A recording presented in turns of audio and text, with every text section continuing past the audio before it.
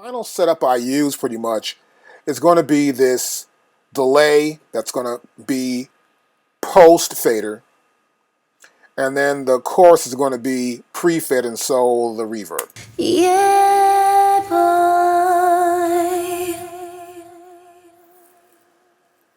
Ooh, no, well. Okay, that sounds good. So next I want to show you how we deal with the processing of the vocals. Now you're going to record some vocals, you get it done, and then you need to sit down and probably go over what are you trying to, trying to work for. What are you trying to say? Well, are you going to make it sound this way or that way? Or is it going to be loud? Is it going to be soft? Well, in this case, this is pretty much a ballad.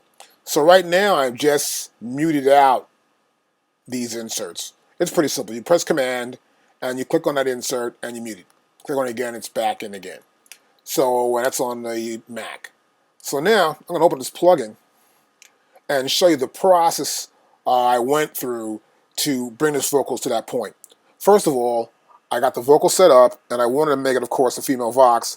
I used a plugin here, which is this 7-band EQ from Pro Tools, and I had the preset in there, and then I adjusted my preset. Generally, what I do is I don't want to hear any bass from any girl's voice. It's just not feminine enough for me. I want to have it really light and airy and have it strong, but I do want low mid frequencies in there. Okay, I don't want really any frequency below 50K in the bass range at all.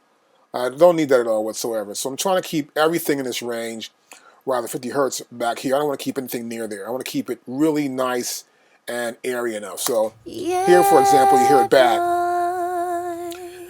It's not as strong. Ooh, no, Without the effects on it. So that's just how it sounds there without the effects so far. We want to keep it there because when we add the effects, it gets to sound really loud. So you'll notice here also we brought in some mids here. And the cool thing about this EQ, I can grab these little balls here, these little dots here, and move them around to adjust my EQ if I need to. Or I can just go right here to the knob. And so as you can see, I've got some mid frequencies in there I want to keep. And I didn't add too many highs or any high mid frequencies at all. Just kept it pretty low. I just wanted to boost that mid frequency there.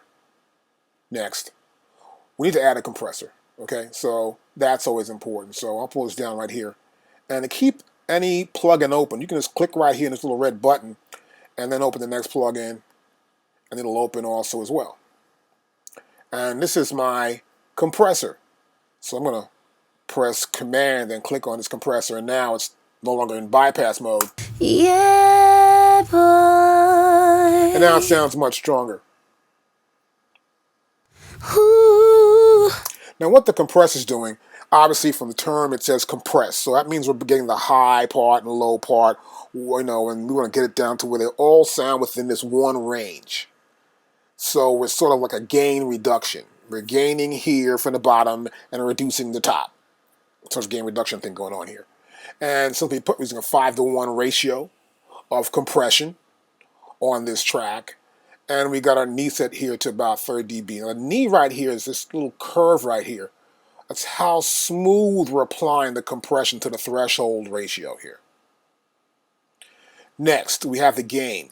Now we've gained this audio now up here in the compressor to 17.6 dB. That's a lot of dB we're bringing back up into it. So it sounded low without the compressor. With the compressor, we're getting more out of it.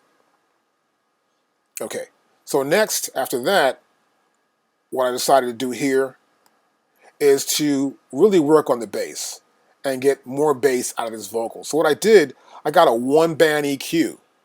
And then, as you can see here, I'm looking for this one frequency, 20.7 hertz. I want to get rid of it, so I just reduce it as much as I can.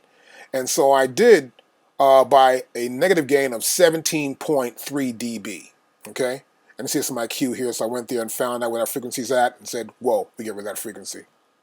After that, I got a de-esser in line, because you don't want to have any S's in a vocal anywhere, anyhow, particularly female vocal. So that's gotten rid of here through a de-esser. And the next part of this whole process is the gate. Now what the gate does, it's really cool. it like opens and closes. So that means it's waiting for the signal to come in. She starts singing, the gate opens up. And when she gets to this certain point where her voice is almost totally quiet, the gate comes in and closes it up. The reason why I want a gate in here, because you never know anyway what some hands doing in the mic on a vocal booth, something's going on. I want to get rid of any extra noise that might come in also, and I want to make sure that it's strong enough because the compressor's there that when it does die, it just dies, and it's very quiet, particularly in a mix. You're mixing something and you want to cut everything out and just hear the vocals, you don't want to hear anything. Not a bangle moving, not an earring shaking, nothing at all. You want to hear pure sound from the voice. So, we put the gate on, and the gate opens and closes. Now watch this. Yeah, boy. Gate closed right there.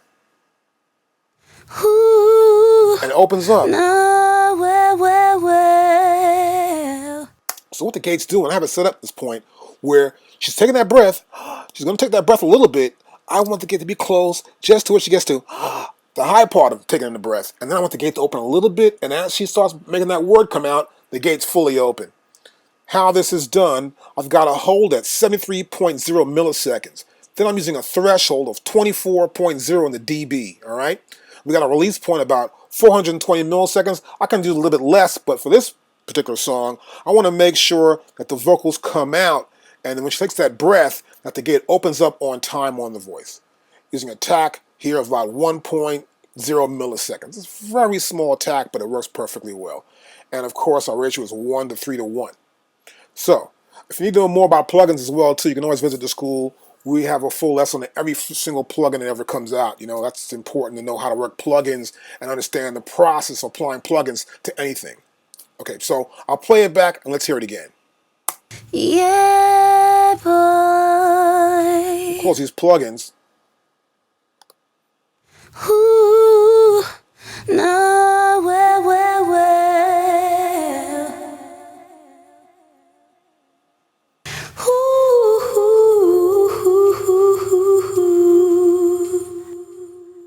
Now, when the lead vocal comes in, I would just naturally pull out this delay. Oh, yeah. Or bring it back a lot. Now watch this.